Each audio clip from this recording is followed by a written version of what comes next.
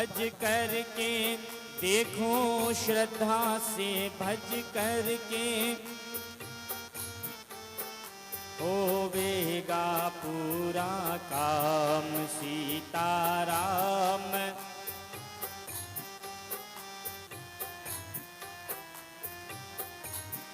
राधे श्याम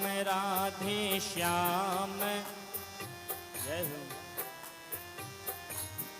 सीताराम सीताराम सीताराम सीताराम सीताधे श्याम।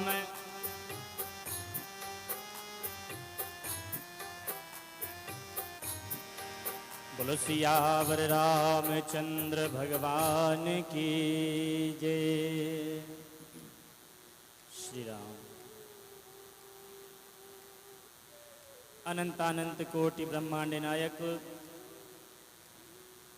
जगत नियंता जगदात्मा सच्चिदानंद घन आनंद कंद कारण करुणा वरुणालय मर्यादा पुरुषोत्तम भगवान श्री रामचंद्र जी महाराज पराम्बा भगवती श्री अहलादिनी शक्ति जनक नंदिनी माँ मैथिली मारुति नंदन प्रभंजन तने श्री हनुमंत लाल जी महाराज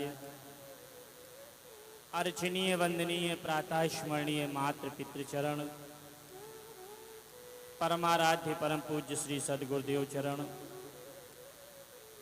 परम श्रद्धेय परम सम्माननीय समादरणीय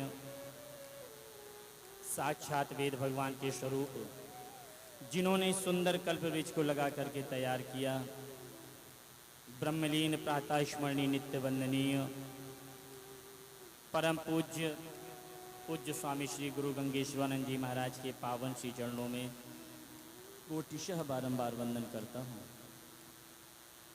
श्री गुरु गंगेश्वर वेद धाम के परमाध्यक्ष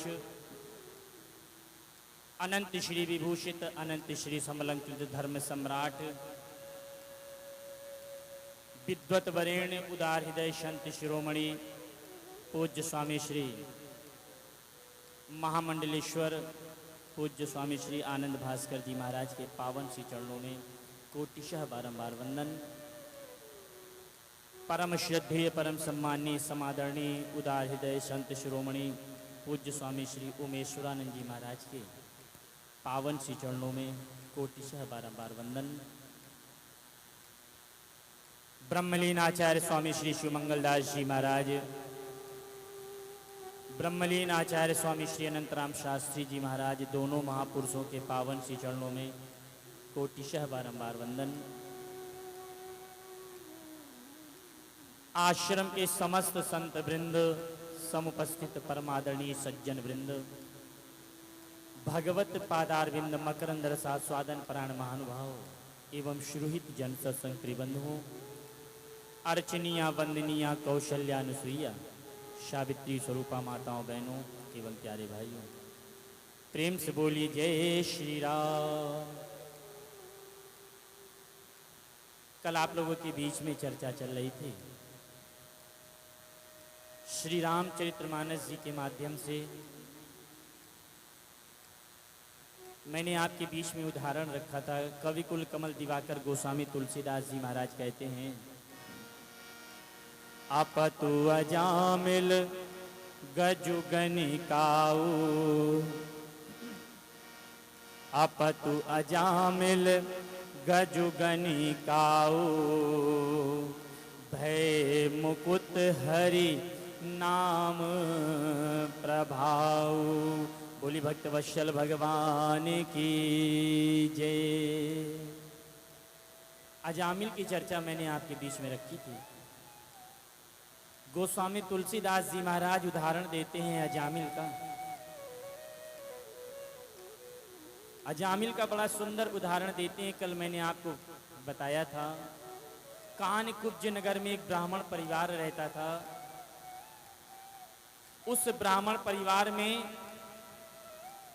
ब्राह्मण पुत्र जिसका नाम देवदत्त नाम था उसका देवदत्त नामक ब्राह्मण माता पिता की सेवा करने वाला संतों की सेवा करने वाला पिता ने एक दिन आज्ञा दिया कि जंगल से जाकर के लकड़ियां लेकर के आओ संविदा के लिए। जंगल गया, लकड़ियां लेकर के लौटने लगा। रास्ते में उसने देखा एक जाड़ पुरुष एक स्त्री के साथ में दुराचार में लिप्त था। मदिरा के नशे में उसने दृश्य को देखा, खड़े होकर के गलत परमाणु उसके अंदर प्रवेश कर गए। बाजार गया, लकड़ियां बेचा, मदिरा पान करके घर लौटा। माता पिता पत्नी को मार करके घर से बाहर निकाल दिया। एक स्त्री को ला करके घर में रखा। वो देवदत्त नामक ब्राह्मण इतना बड़ा पापी हुआ कि उसका नाम अजामिल पड़ गया। प्रेम से बोलिए जय श्री राम। उसका नाम अजामिल पड़ गया। सज्जनों, वो अजामिल संतों ब्राह्मणों का सबसे बड़ा विरोधी हो गया। एक दिन अजामिल कहीं बाहर था। घर में जो स्त्री को लेकर के वो आया था वो स्त्री थी। उस नगर में कुछ संत महापुरुष निकले। उन्होंने लोगों से पूछा, भैया रात्रि विश्राम करने के लिए कोई स्थान मिल जाएगा? लोगों ने उपहास करते हुए कह दिया संतों से कि सामने चले जाओ घर में। सामने जो घर है वो सबसे बड़े भक्त का घर है।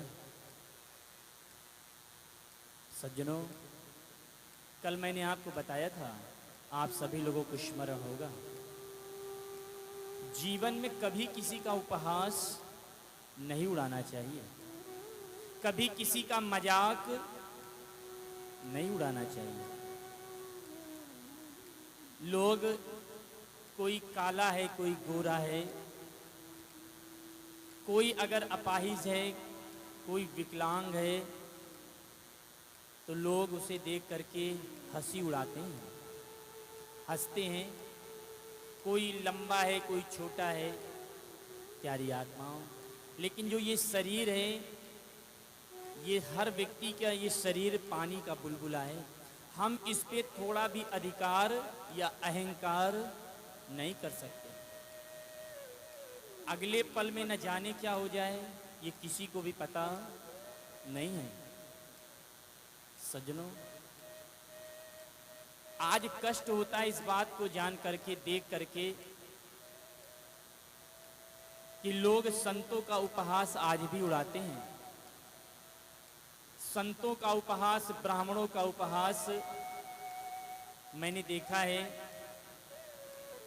ब्राह्मण अगर अपने वेशभूषा में है, अपने भारतीय संस्कृति की जो हमारी परंपरा के अंतर्गत जो वेशभूषाएं आती हैं, सुंदर धोती कुर्ता में अगर ब्राह्मण चले जाते हैं तो मैंने देखा है कि लोग, हंसने वाले लोग हंसने लगते हैं देख करके। प्यारी आत्माओं, एक बात मैं बता दूं आपको, जो इस प्रकार के हंसने वाले मैंने देखा है लोकल ट्रेनों में भी, आज के नए बच्चे, वो इन ब्राह्मणों पर, संतों पे नहीं, वो अपने आप पर हंसते हैं। आप देखो, जिस पाश्चात्य संस्कृति को आज के बच्चे अपना रहे हैं, जिस सभ्यता को हमारे बच्चे अपना रहे हैं, और वहीं विदेशों से पाश्चात्य संस्कृति वाले हमारे भारत में आते हैं, हमारी परंपरा को, हमारे भारतीय संस्कृति परंपरा के अंतर्गत जो वेशभूषा है उसको धारण करते हैं और पूरे भारत में भ्रमण करते हैं। आप लोगों ने इस्कॉन में देखा होगा, है ना? इस्कॉन मंदिर में विदेशों से आते हैं,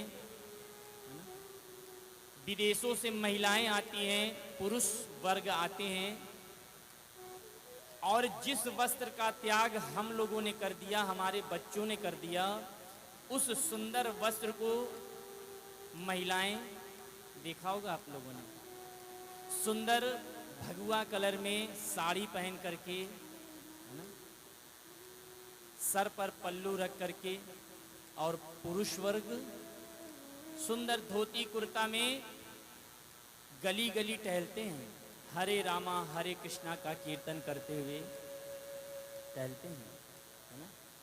उन्हें कोई शर्म नहीं है, उनके पास सब कुछ है, लेकिन सब कुछ छोड़ करके वो यहाँ पर आए हैं। क्यों?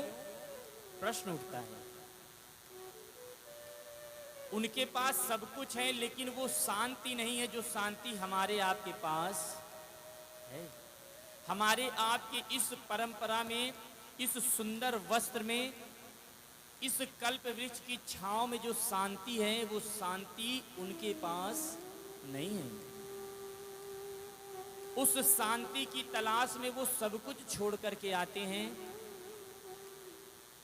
मैंने देखा है, जब वो लोग कीर्तन करते हुए कहीं से निकलते हैं सज्जनों, तो लोग कहते हैं देखो कितने पागल हैं, हंसते हैं लोग उनके ऊपर लेकिन वो उन पे नहीं, अपने आप पर हंस रहे हैं।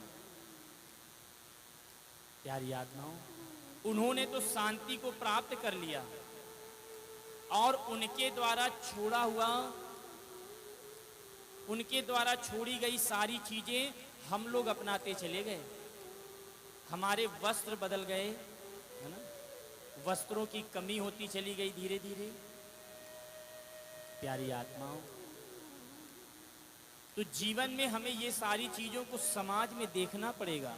कथा का मतलब ये नहीं है, कथा का मतलब यही है कि समाज में, और जो हम कथा, ये हमें ग्रंथ बताते हैं, हमें उनसे मिलाप करना होगा कि हम समझ क्या रहे हैं, हमारे बच्चे किस मार्ग पे चल रहे हैं। हमारे बच्चे आज इन वस्त्रों को धारण करने में शर्म करते हैं, है ना, माथे पे तिलक लगाने में शर्म करते हैं। लेकिन सच बताइए, आप लोग बैठे यहाँ पर, सिर हिला करके मत बताना, है ना, बोल करके बताना। अन्य आप देखो, अन्य जो समुदाय हैं, जो पंथ हैं, चाहे वो मुस्लिम वर्ग में देख लो, उनके बच्चे क्या शर्म करते हैं? बोल के बताइए, नहीं करते ना।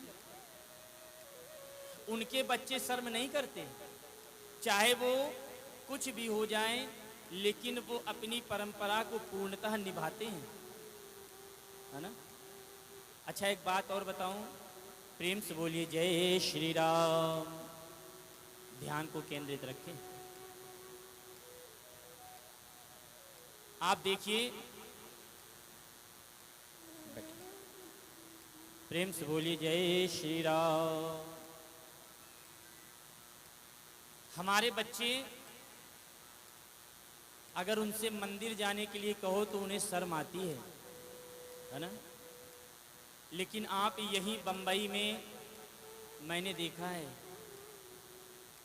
कह इसलिए रहा हूं कि प्रवचन का मतलब है कि अगर आज हिंदू वर्ग नहीं जागेगा, हमारे बच्चे नहीं जागेंगे, तो वो दिन दूर नहीं कि हमें अपने घर में पूजा करने के लिए आदेश लेना पड़ेगा। वो समय दूर नहीं है। प्यारी आत्माओं, हमें कट्टर बनना होगा अन्य लोगों की तरह। आप हाजी अली की दरगाह में चले जाओ, आपको मुस्लिम से ज़्यादा वहाँ पर हिंदू बच्चे मिलेंगे। गलत नहीं कह रहा हूँ, मैंने देखा है। हनुमान जी की मंदिर में जाने में उन्हें शर्म लगेगी, कहेंगे समय नहीं है, लेकिन वहाँ पर चादर चढ़ाने के लिए पहुँच जाते हैं। प्रेम से बोलिए जय श्री राम, है ना। प्यारी आत्माओं, वहाँ पर चादर चढ़ाने के लिए पहुँच जाएंगे। प्यारी आत्माओं, अच्छा एक बात और कहूँ, नाराज़ तो नहीं होंगे आप लोग? अगर नाराज़ होंगे तो मुझे बाद में बता देना, मैं क्षमा मांग लूँगा व्यक्तिगत तौर पर। आज प्रायः लोग कहते हैं प्यारी आत्माओं, हमारे धर्म ग्रंथों को लोगों ने नीचा दिखाने के लिए सब कुछ किया है ना। प्यारी आत्माओं, हमारे बच्चे जिस मार्ग पे जा रहे हैं उसके अगर मूल में देखा जाए तो कौन है? आज हमारे मंदिरों में अभी बीच में देखिए, यहाँ पर साईं बाबा को तो बहुत लोग मानते होंगे, मैं किसी के मानने पर ऐतराज नहीं करता प्यारी आत्माओं, लेकिन हमारे धर्म ग्रंथों में जिनकी परंपरा के अंतर्गत हम लोग चले आ रहे हैं, अगर हम उन्हें भूल करके सज्जनों आज हर जगह पर हर मंदिर में बिना किसी इतिहास को जाने लोग बिठा लेते हैं भगवान के बगल में। प्यारी आत्माओं, इन सब चीज़ों पे भी हमें ध्यान देना पड़ेगा। मैं बहुत ज़्यादा नहीं कहूँगा, आप सभी लोग समझदार हैं। हमारे मंदिरों में इतने बड़े बड़े ऋषि महामुनि हुए, गुरु वशिष्ठ, विश्वामित्र, अगस्त ऋषि, ऐसे से बड़े बड़े ऋषि मुनि हुए। उनको लोगों ने मंदिर में भगवान के साथ में आपने कभी देखा है? नहीं देखा। लेकिन मंदिरों में लोगों ने साईं बाबा को बिठा दिया। प्यारी आत्माओं, अपनी अपनी आस्था है, लेकिन हमें अपने उस मूल जड़ को भी ध्यान में रखना पड़ेगा। प्यारी आत्माओं, तो तात्पर्य कहने का मेरा ये कि हमारे बच्चे जो इस प्रकार अन्य पंथों से हमारा जो ये धर्म, हमारा ये धर्म जो नीचे की ओर जा रहा है, हमें अपने बच्चों को ये बताना पड़ेगा, हमें उन्हें उस ओर से मोड़ करके अपने धर्म की ओर लाना पड़ेगा। प्यारी आत्माओं, जिस हनुमान जी महाराज को ये वरदान प्राप्त है, चारों जुग प्रताप तुम्हारा है प्रसिद्ध जगत उजियारा, ऐसे हनुमान जी महाराज को छोड़ करके कहीं और जा करके चादर चढ़ा रहे हमारे बच्चे, है ना। आपने कभी किसी मुस्लिम को देखा है मंदिर में आते? वो निकल जाएंगे, घूम करके देखेंगे भी नहीं, इतनी उनके अंदर कट्टरता है। प्यारी आत्माओं, तो उन्होंने अपने बच्चों को वो सिखाया है। आपने पंजाबी लोगों को देखा है ना, सिख लोगों को, उनके बच्चों को आप देखो, बाल्यावस्था से वो अपने बच्चों को गुरुद्वारे में ले जाकर के सेवा करवाते हैं, है ना। चाहे वो कितने भी पैसे वाले हों, अपने बच्चों से जूते चप्पल तक साफ करवाते हैं, वहाँ सेवा करवाते हैं। क्यों? क्योंकि वो अपने धर्म को पहचाने। पैसे होते हुए भी, सब कुछ होते हुए वो अपने कभी धर्म से अलग ना हो, ये सारी सीख दी जाती है। मैंने अपनी आंखों से देखा है, बम्बई में तो नहीं, दिल्ली में मैंने बहुत देखा है ना। यार दिल्ली में कनॉट प्लेस पे एक, मुझे नाम नहीं याद आ रहा है, गुरुद्वारा है बहुत बड़ा कनॉट प्लेस पे। प्यारी आत्माओं, सुबह से शाम तक न जाने कितने करोड़पति के बच्चे आते हैं, सबकी ड्यूटी लगाई हुई है, इतनी देर तुमको वहाँ पे सेवा करना है, वहाँ पढ़ाई भी करनी है, सबके साथ में बच्चों को ले जाके सेवा करवाते हैं। गलत तो नहीं है? क्या हमने कभी सीख लिया? हम लोग आते हैं, कभी अपने बच्चों पे ये फोर्स किया कि जाओ बगल में घंटेश्वर हनुमान जी का मंदिर है, आज मंगलवार है, दर्शन करके आओ तब भोजन मिलेगा? क्या कभी कड़ाई किया हमने? नहीं किया, है ना। कभी कड़ाई किया कि जाओ आज गुरु गंगेश्वर वेद धाम में भगवान का दर्शन करके आओ, संतों के श्री चरणों में आशीर्वाद लेकर के आओ तब भोजन मिलेगा? सज्जनों, ये हमने आपने कभी नहीं किया। किया है? आप इतने लोग बैठे, कोई हाथ उठा के बताओ, कोई तो बता दे। अच्छा, आपने किया है, बहुत अच्छा। प्रेम से बोलिए जय श्री राम। अगर नहीं किया है तो करना पड़ेगा, गलत तो नहीं कह रहा हूं ना। प्यारी आत्माओं, अगर नहीं करेंगे तो वो दिन दूर नहीं है कि जब हमें अपने घर में पूजा करने के लिए भी आदेश लेना पड़ेगा। सज्जनों, मैंने अपने सामने देखा है, जब मेरे पूज्य सद्गुरुदेव भगवान हम लोग लोकल ट्रेनों में जाएं, कई बार मैंने ब्राह्मणों को देखा, बच्चे हंसने लगते हैं देख करके, है ना। माथे पे तिलक लगाने में उन्हें शर्म आती है, लेकिन अन्य लोगों में देखो आप, उनके बच्चों में कोई शर्म नहीं है। सिख पंजाबी में जो बच्चे होते हैं वो शुरू से ही पगड़ी बांधने लगते हैं, उन्हें कोई शर्म नहीं है। मुसलमानों में देख लो आप, हर उसमें देख लो, खाली हमारे बच्चे हैं जो दूसरे धारा में बहते जा रहे हैं। अच्छा, मैंने एक बात और देखा है, कभी आप देख लेना, मैंने कभी कोई भी दरगाह पर सिख या पंजाबी वर्ग को नहीं जाते देखा है। आप लोगों ने देखा है? मैंने भी बहुत घूमा है, मैंने इस चीज़ को शोध किया है, रिसर्च करके देखा है मैंने। सिर्फ हमारे आपके बच्चे हैं जो उस ओर जाते हैं। कभी कोई अगर अपने को पूरी तरह से सिख जो पगड़ी वाले होंगे, उनको मैंने कभी नहीं देखा दरगाह पर। प्यारी आत्माओं, तो कहने का तात्पर्य मेरा ये है कि कथा का मतलब यही है कि हमारे आपके जीवन में वो चीज़ आए और हम, जो बीत गया वो तो बीत गया, लेकिन हमारा परिवार, सज्जनों, कथा से अगर एक भी परिवार सुधर गया तो फिर कथा सुनना सार्थक है ना। प्यारी आत्माओं, जिस समय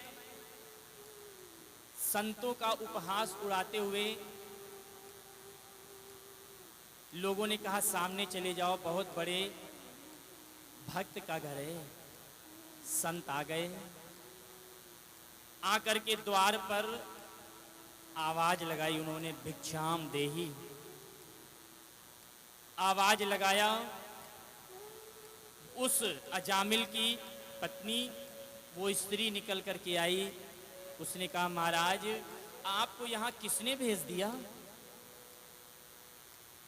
जितनी जल्दी हो सके मेरे द्वार से चले जाओ, अगर मेरा पति आ गया तो बड़ा गड़बड़ हो जाएगा।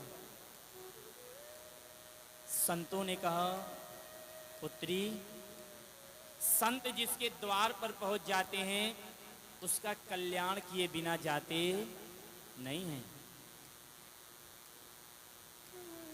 मुझे सिर्फ एक भिक्षा चाहिए। उसने कहा, बोलो महाराज, क्या भिक्षा दे दें? जितनी जल्दी हो भिक्षा लो और चले जाओ, अगर मेरा पति आ जाएगा तो अनर्थ हो जाएगा। संतों ने कहा, पुत्री, तुम्हारे गर्भ से 9 संतानें उत्पन्न हो चुकी हैं और 10वीं तुम्हारे गर्भ में है। तुम्हें सिर्फ इतना करना है कि जब उसका जन्म हो तो उसका नाम नारायण रख देना। उसने कहा, ठीक है महाराज, रख देंगे। संतों ने इतना कहा कि बस इतना कर दो, और कोई दक्षिणा और कुछ भिक्षा नहीं चाहिए। संत चले गए। प्यारी आत्माओं, 10वीं संतान जब उत्पन्न हुई, उसका नाम नारायण रख दिया। अजामिल सबसे छोटे पुत्र में उसकी आसक्ति ज्यादा हो गई। सोते जागते उठते बैठते उस पुत्र को ही खिलाता रहे, नारायण नारायण करता रहे, लेकर के उसी में लगा रहे, उसी में उसका प्रेम, उसमें उसकी आसक्ति ज्यादा हो गई। अजामिल 88 वर्ष का हो गया। कितने वर्ष का? 88 वर्ष का हो गया। प्यारी आत्माओं, जिस समय 88 वर्ष की अवस्था में अजामिल, यमराज के दूत आए उसके प्राण को लेने के लिए। अजामिल सो रहा था। अजामिल का प्राण का जब कर्षण करने लगे यमराज के दूत, सज्जनों, अजामिल छटपटाने लगा, पसीने पसीने हो गया। उसने अपने पुत्र नारायण को आवाज दिया, नारायण नारायण, अपने पुत्र नारायण को आवाज दिया। सज्जनों, उसने अपने पुत्र को बुलाया था नारायण, और इधर भगवान श्रीमन नारायण दौड़ पड़े। माता ने पूछा, लक्ष्मी ने, माता लक्ष्मी ने पूछा, भगवान कहाँ जा रहे हो? भगवान ने कहा, देवी, भक्त पे संकट आया है, मेरे भक्त पे संकट आया है, मुझे यथाशीघ्र पहुंचना है। देवी, माता लक्ष्मी ने कहा, भगवान वो आपको नहीं बुला रहा है, वो तो अपने पुत्र नारायण को बुला रहा है। प्रेम से बोलिए जय श्री राम। भगवान ने कहा, देवी बातें मत करें, ध्यान को केंद्रित रखें, सामने बैठ करके बातें नहीं। प्रेम से बोलिए जय श्री राम। हाँ, प्रेम से बोलिए जय श्री राम। आपकी बात करने से हमारा ध्यान पूरी तरह से भंग हो जाता है, ठीक है?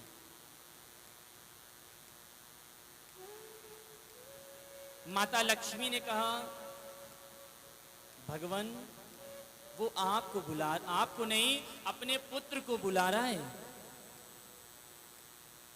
भगवान ने कहा, देवी नाम तो मेरा है, अधिकार चाहे कोई भी कर ले। प्यारी आत्माओं, भगवान दौड़ पड़े। भगवान ने अपने पार्षदों से कहा, जल्दी जाओ, मेरे भक्त पे संकट आया है। प्यारी आत्माओं, आप भगवान को चाहे किसी भी परिस्थिति में बुलाएं, भगवान हमेशा रक्षा करने के लिए दौड़ते हैं। आपके अंदर विश्वास होना चाहिए, परमात्मा सबकी रक्षा करते हैं। कोई ऐसा सचराचर में जीव नहीं है जिसकी रक्षा भगवान ना करें। प्यारी आत्माओं, आपके कर्मानुसार भोग आप हर व्यक्ति भोगता है, लेकिन उस भोग में भी परमात्मा की कृपा से, भगवत भजन से, जहां हमें आपको 1 रुपए का नुकसान होना होता है, वहां पर हमें सिर्फ नुकसान 25 पैसे का होता है। बात समझ में आ रही है सज्जनों? 25 पैसे का कैसे? जो तकलीफ हमारे जीवन में आनी है, वो भगवत भजन से तकलीफ सबकी जीवन में आनी है। हर व्यक्ति, ऐसा नहीं कि हम आप कथा सुन रहे हैं या कथा सुन लिया तो अब जीवन में कोई तकलीफ नहीं आनी, ऐसा नहीं। ये भ्रम में नहीं रहना है। जो हमने कर्म किया है उसका भोग भोगना है, लेकिन भगवान के भजन से, भगवान की भक्ति से, प्यारी आत्माओं, जहां हमें 1 रुपए का नुकसान होना है, भगवान की कृपा से नुकसान होगा, लेकिन परमात्मा की छांव में रह करके वो नुकसान कम हो जाएगा। हमें एहसास नहीं होगा। अगर नुकसान होगा तो भगवान उससे ज़्यादा हमारे आपके लिए व्यवस्थाएं भी कर देंगे।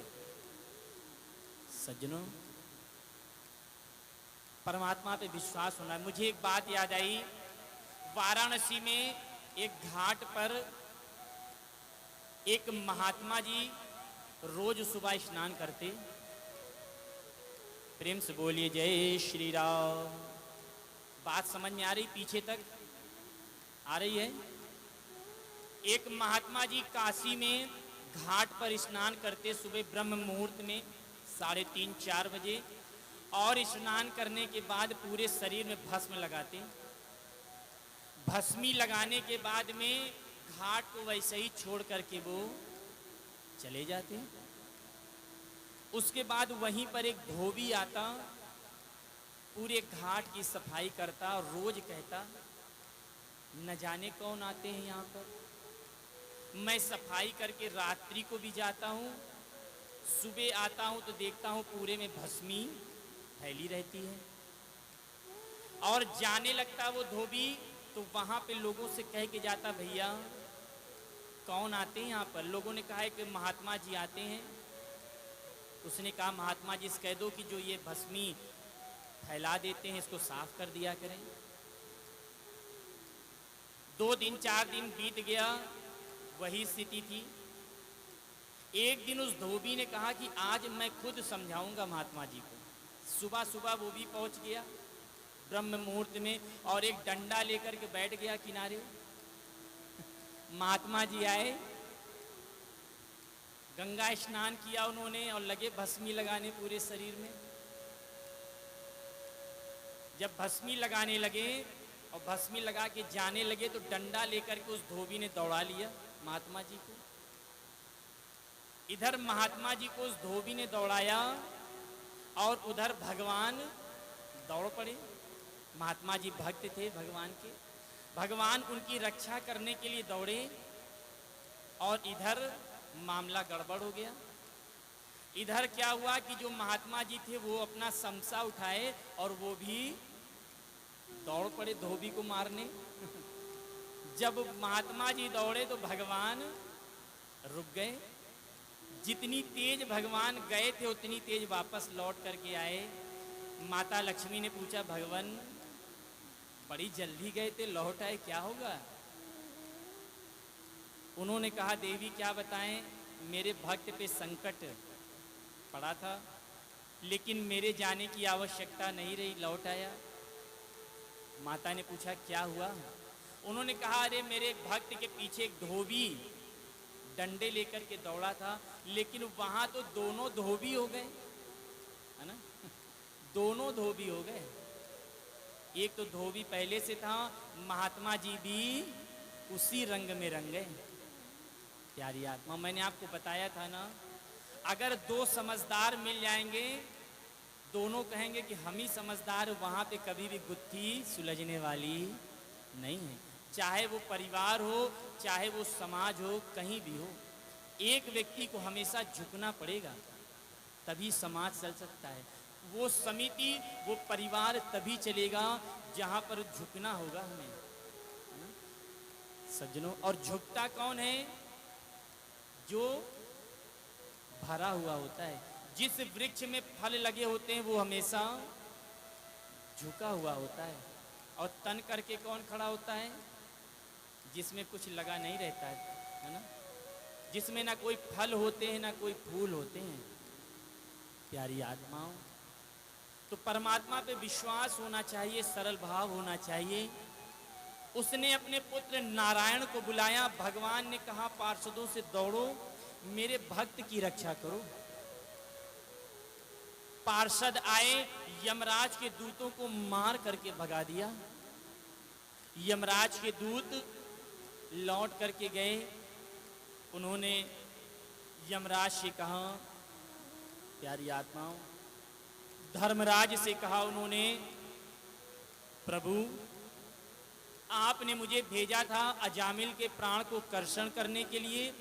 वहां पर तो पीतांबर धारण किए हुए, वैष्णव तिलक लगाए हुए आए, उन्होंने मुझे मार करके भगा दिया। भगवान, ये मेरा त्याग पत्र है, अब हमें आपके डिपार्टमेंट में काम नहीं करना है। धर्मराज ने कहा, यमराज ने, उन्होंने कहा मेरी बात सुन लो, जहां पर जो भक्त भगवान के नाम का स्मरण करने वाले हों, कभी उनके पास में मत जाना। प्यारी आत्माओं, भागवत जी में है, कहते हैं जो भक्त जो भगवान का स्मरण करता हो उसके पास कभी यमदूत नहीं जाते। धर्मराज ने कहा कि मुझसे ऊपर भी परमात्मा की सत्ता है। प्यारी आत्माओं, और इधर अजामिल के जब प्राण बच गए, उसे होश आया, चेतना जब लौट के आई तो अजामिल विचार करने लगा, ये क्या हो गया? वो कौन थे जो बड़े बड़े विकराल दाढ़ों वाले, जो मेरे गले में रस्सी डाल करके मेरे प्राणों को खींच रहे थे, वो कौन थे? और वो कौन थे जिन्होंने मेरे प्राण को बचाया, जिन्होंने मेरे प्राण को बचाया, पीतांबर धारण किए हुए, सुंदर वैष्णव तिलक लगाए हुए, वे कौन थे?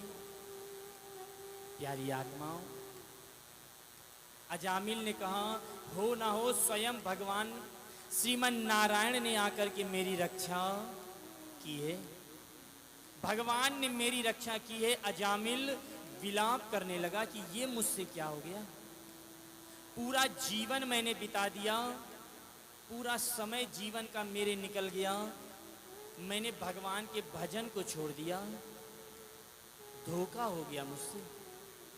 प्यारी आत्माओं, अजामिल मन में अफसोस करने लगा, पश्चाताप की अग्नि में जलने लगा। अजामिल भगवान से प्रार्थना करता है, सज्जनों, भगवान से प्रार्थना करता है, प्रभु मुझसे गलती हो गई, जो मेरा जीवन बीत गया अज्ञानता में। सज्जनों, हम आप सभी लोग यहाँ बैठे हैं, जीवन में चेत करने का कोई समय नहीं होता। हमारे महापुरुष कहते हैं कि जब से चेते तब से सही, जब से जीवन में आप चेत कर लें सज्जनों, उसी दिन से नया सवेरा प्रारंभ हो गया। भगवान हमेशा सबको अवसर सबको देते हैं, आपको ये समझना है ना, आपके अंदर ये धारणा, आपके अंदर ये भाव आना है। आप जो ये कथाएं सुन रहे हैं, इन भक्तों की कथाएं आप निरंतर सुन रहे हैं। प्यारी आत्माओं, मैंने आपको ये सारी चीजें बताई हैं, इन कथाओं में सुन करके थोड़ी सी भी अगर हमारे अंदर भावनाएं उतर जाएं इन कथाओं से, तो हमारा आपका जीवन कल्याणकारी हो जाएगा। अभी मैंने आपको बताया, जो लोग उपहास उड़ाते हैं संतों का, लोग भेदभाव करते हैं समाज में, है ना। आप लोगों ने देखा होगा, कोई अमीर है तो वो गरीबों से भेदभाव करता है ना। लोगों के अंदर भेदभाव की भावनाएं हैं। लेकिन मैं आप लोगों से एक प्रश्न करता हूं, हृदय को टटोल करके और मुंह, अपने श्रीमुख को खोल करके बताइएगा। भगवान श्री राम आए, उन्होंने किससे मित्रता की? निषाद राज से की, है ना। कोल की रातों से की। सबरी के हाथ से क्या खाया? बैर खाए, है ना। सबरी किस जाति में थी? भिल्ल जाति में, है ना। प्यारी आत्माओं, उन्होंने किसका साथ किया? बानर भालुओं का साथ किया, है ना। तो भगवान श्री राम ने क्या दर्शाया कि जीवन में हमें कोई भेदभाव नहीं करना। और भगवान कृष्ण आए तो उन्होंने क्या किया? ग्वाल बालों के साथ बैठ करके भोजन किया, है ना। ब्रह्मा जी को शक हो गया, इंद्र को शक हो गया, लेकिन भगवान ने ये सबको संदेश दिया है कि जीवन में भेदभाव नहीं होना चाहिए। उन्होंने मित्रता की निशानी दी भगवान कृष्ण ने। सज्जनों, और हम लोग निरंतर कथाएं सुने, उसके बाद भी मन में भेदभाव हो, तो कथा सुनने से कोई मतलब नहीं है। ये वो भारत भूमि है जहां पर भगवान श्री राम, भगवान श्री कृष्ण, स्वामी विवेकानंद जैसे महापुरुषों ने जन्म लिया है। सज्जनों, मुझे बड़ी सुंदर एक बात याद आती है। 4 लाइनें मैंने सुनी थी, हमारे महापुरुष, हमारे पूज्य सद्गुरुदेव भगवान सुनाया करते थे कि बेटा, इन बातों को याद रखना, ये भारत भूमि है। इस भारत भूमि में हमारे महापुरुषों ने कोई भेद नहीं किया। मैं आपको सच बता रहा हूं, अतिशयोक्त नहीं कह रहा हूं। मैं किसी से भी मिलता हूं तो उससे उसी समान भाव में मिलता हूं। उसको ये एहसास नहीं होने देता कि मैं क्या हूं, कथा कहने वाला हूं, कथावाचक हूं, या मैं क्या हूं। इन चीज़ों को मैं दर्शाता नहीं। अगर बच्चा मिला तो उसके साथ बच्चे की तरह बन जाओ, बड़े मिले, श्रेष्ठ मिले तो श्रेष्ठ के सामने हमेशा छोटा बन करके रहना चाहिए। प्यारी आत्माओं, एक बात बताऊं आपको, एक महापुरुष ने कहा कि बच्चा जब जन्म लेता है तो 2 साल की अवस्था में बोलना सीख लेता है ना। 2 साल की अवस्था में बोलना सीख लेता है, लेकिन कहाँ पर बोलना है, कहाँ पर क्या बोलना है और कैसे बोलना है, इसे सीखने में पूरा जीवन लग जाता है। गलत तो नहीं कह रहा हूँ? पूरा जीवन लोगों को बीत जाता है। बड़े बड़े लोगों को ये नहीं पता होता कि हम कहाँ पर खड़े हैं, हमें क्या बोलना चाहिए, हमारे मुख से शब्द क्या निकलने चाहिए। ये सीखने में पूरा जीवन बीत जाता है लोगों को। और ये सीखने को मिलेगा कहाँ? जहाँ आप बैठे हैं। संतों के सानिध्य में रहो, अपने श्रेष्ठ के पास में रहो, तो हमेशा शांत रहना चाहिए। उनके सामने कभी अतिशयोक्ति या जादे नहीं बोलना चाहिए। सज्जनों, चर्चा करूंगा इसकी आगे में। कहने का मतलब मेरा ये है कि हमारे सद्गुरुदेव भगवान सुनाया करते थे कि बेटा, ये वो भारत भूमि है जहां पर इन महापुरुषों ने कोई भेद नहीं किया। 4 लाइनें वो मुझे सुनाया करते थे कि काले गोरे का भेद नहीं, हर दिल से हमारा नाता है। काले गोरे का भेद नहीं, हर दिल से हमारा नाता है। कुछ और ना आता हो हमको, हमें प्यार निभाना आता है। जीते हो किसी ने देश तो क्या, हमने तो दिलों को जीता है। जहां राम अभी तक है नर में, नारी में अभी भी सीता है। इतनी ममता नदियों को भी जहां माता कह के बुलाते हैं।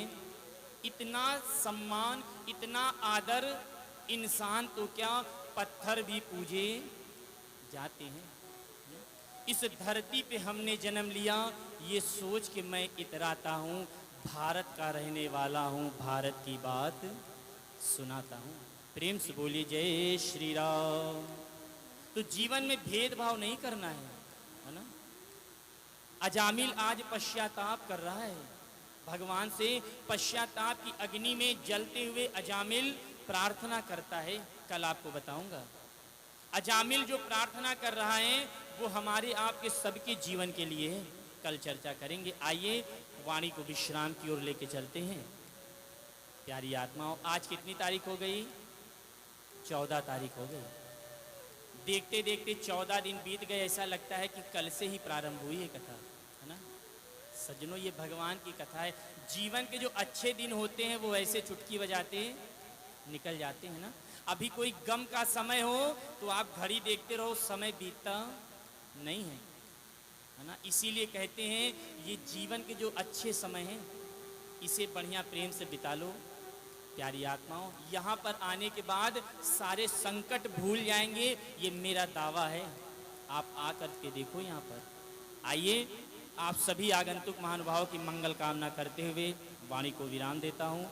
आप सभी लोग स्वस्थ रहें, निरंतर इसी तरह मानस मान सरोवर रूपी गंगा में भगवान की अमृतमय कथा का रसास्वादन करते रहें।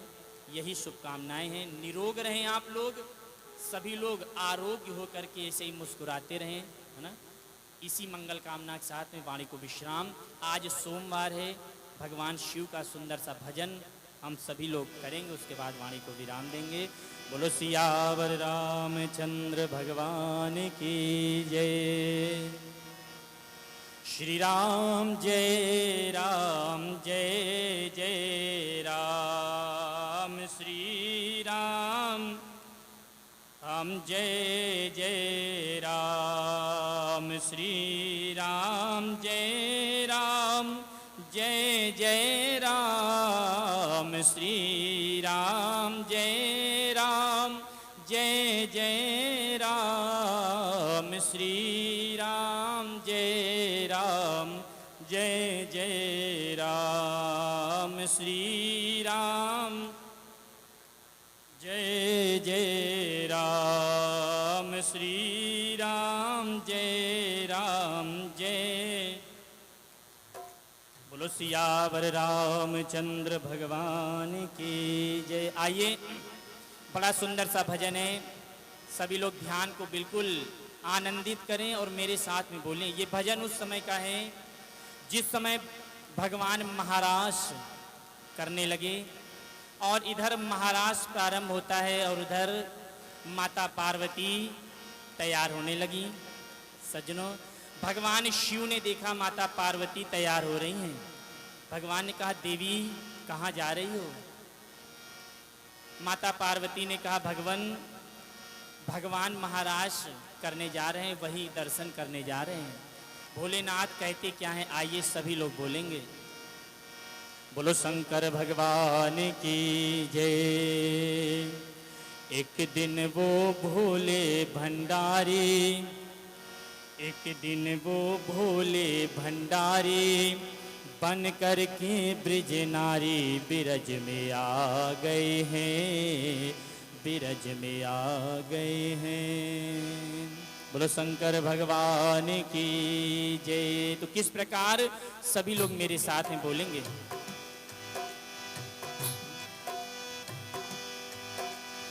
एक दिन वो भोले भंडारी बन करके ब्रिज नारी बिरज में आ गए हैं, बिरज में आ गए हैं। पार्वती भी मना के हारी, ना माने त्रिपुरारी बिरज में आ गए हैं, बिरज में आ गए हैं। पार्वती भी मना के हारी, ना माने त्रिपुरारी बिरज में आ गए हैं, बिरज में आ गए हैं। देखिए ऐसे नहीं, हमें मालूम है कि समय हो रहा है, ठीक है ना, लेकिन आइए सोमवार है और पुरुषोत्तम मास के इस महीने का आखिरी सोमवार है ना, और भगवान शिव के साथ में हम सभी लोग चलेंगे। महाराष्ट्र में शामिल होना है तो प्रेम से तालियां बजाएं, जो लोग पीछे बैठे हैं वो भी, है ना। बोलो शंकर भगवान की। पार्वती मैया से भगवान कहते हैं, देवी पार्वती से बोले हो, पार्वती से बोले मैं भी चलूंगा तेरे संग में। राधा संग श्याम नाचे मैं भी नाचूंगा तेरे संग में। राधा संग श्याम नाचे मैं भी नाचूंगा तेरे संग में। रास रचेगा, रास रचेगा ब्रिज में भारी, हमें दिखा दो प्यारी बिरज में आ गए हैं, बिरज में आ गए हैं। पार्वती भी मना के हारी, ना माने त्रिपुरारी बिरज में आ गए हैं, बिरज में आ गए हैं। और भगवान भोलेनाथ मान नहीं रहे हैं। माता पार्वती कहती हैं, भोलेनाथ बिरज में आ गए हैं। भोलेनाथ बात मान नहीं रहे। उन्होंने कहा, देवी कुछ जुगाड़ लगा लो। भगवान ने कहा, देवी तुम मुझे अपने तरह बना लो, एक साड़ी ले आओ, बाकी सब हो जाएगा। भगवान ने बढ़िया अपनी जटा को लपेटा और जूड़ा बना लिया, और जूड़ा बना के साड़ी पहन लिए, तैयार हो गए बिल्कुल एकदम। हाँ, हाथ तो अंदर कर लिया बड़े प्रेम से। किस प्रकार, ऐसा बना दो मोहे कोई न जाने इस राज को। मैं हूँ सहेली तेरी, हो मैं हूँ सहेली तेरी, ऐसा बताना ब्रिजराज को। मैं हूँ सहेली तेरी, ऐसा बताना ब्रिजराज को। बना के जूड़ा, बना के जूड़ा पहन के साड़ी, चाल चले मत वाली बिरज में आ गए हैं, बिरज में आ गए हैं। एक दिन वो भोले भंडारी बन करके त्रिपुरारी बिरज में आ गए हैं, बिरज में आ गए हैं। प्यारी आत्माओं, भगवान भोलेनाथ चल पड़े, बन गए बढ़िया सुंदर साड़ी पहन करके, गोपी का रूप धारण कर लिया और पहुंच गए। महाराज में पहुंचे, 1 2 3 4 5 6 फाटक पार कर गए, किसी तरह से जुगाड़ लगाते हुए माता के साथ में। 7वें फाटक पर पहुंचे तो मामला गड़बड़ हो गया। वहां पर जो सखी थी वो बड़ी हटी थी। उसने देखा कि एक सखी एक हाथ का घूंघट, भोलेनाथ एक हाथ का घूंघट किए हैं कि कोई पहचाने ना। उस सखी ने कहा माता पार्वती से कि ये बताओ, यहाँ तो सारी महिलाएं हैं, तो एक हाथ के घूंघट का क्या मतलब है? इनका घूंघट ऊपर करो। माता पार्वती तो बड़ा परेशान हो गई और भगवान भोलेनाथ अपने घूंघट को पकड़े हैं। प्यारी आत्माओं, और परेशान है। उधर से राधा रानी ने देखा कि माता पार्वती आई हैं, दौड़ करके आई और आकर के माता पार्वती का हाथ पकड़ लिया। भोलेनाथ और डर गए, उन्होंने कहा कहीं मेरा हाथ ना पकड़ लें। उन्होंने अपना हाथ भी छिपा लिया, क्योंकि पुरुषों के और माताओं के हाथ में फर्क होता है। भोलेनाथ हाथ छुपाए हैं और इधर भगवान श्याम सुंदर ब्रजेंद्र नंदन सारे दृश्य को देख रहे थे, आनंदित हो रहे थे और भगवान बांसुरी बजाते हैं, है ना। देखा मोहन ने ही जब समझ गए वो सारी बात रे, देखा मोहन ने ही जब समझ गए वो सारी बात रे, ऐसी बजाई बंसी सुध बुध भूले भोलेनाथ रे, ऐसी बजाई बंसी सुध बुध भूले भोलेनाथ रे, सिर से सरक गई जब साड़ी मुस्काए गिरधारी, बिरज में आ गए हैं, बिरज में आ गए हैं। जिस समय भगवान ने बांसुरी बजाई, सारी सखियां दौड़ पड़ी भगवान की तरफ और भोलेनाथ भी अपनी सुध बुध भूल गए। हम कहाँ पर हैं, क्या करने आए हैं, सब भूल गए और खोसे थे कमर में डमरू, डमरू निकाले और लगे बजाने। सबने देखा कि बांसुरी के बीच में डमरू कहाँ से बजने लगा। प्यारी आत्माओं, बड़ा आनंदित उस समय दृश्य था। बड़े प्रेम से भगवान ने महाराज किया, भगवान भोलेनाथ ने बड़ा नृत्य किया। माता पार्वती ने कहा भगवान बस हो गया, बहुत हो गया।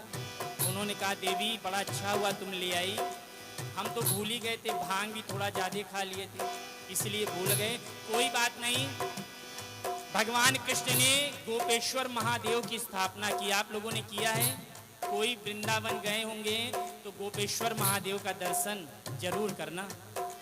भगवान ने स्वयं वहां पर गोपेश्वर महादेव की स्थापना की है। क्या? दीन दयाल तेरा तब से गोपेश्वर हुआ नाम रे, ओ भोले बाबा तेरा वृंदावन बना धाम रे, ओ भोले बाबा तेरा वृंदावन बना धाम रे। भक्त कहे मिल, भक्त कहे मिल जय त्रिपुरारी, राखो लाज हमारी, बिरज में आ गए हैं, बिरज में आ गए हैं। पार्वती भी मना के हारी, ना माने त्रिपुरारी, बिरज में आ गए हैं, बिरज में आ गए हैं। एक बार सभी लोग बोले, बोलो गोपेश्वर महादेव की, गोपेश्वर महादेव की, गोपेश्वर महादेव की।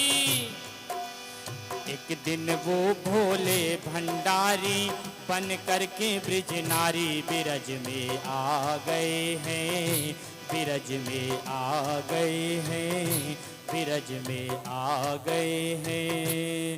बोलो शंकर भगवान की, माता पितृ चरण की, सद्गुरुदेव भगवान की, वीर बजरंग बली की, वीर बजरंग बली की, ब्रह्मलीन पूज्य स्वामी श्री गुरु गंगेश्वरानंद जी महाराज की, आज के आनंद की, भक्त और भगवान की जय।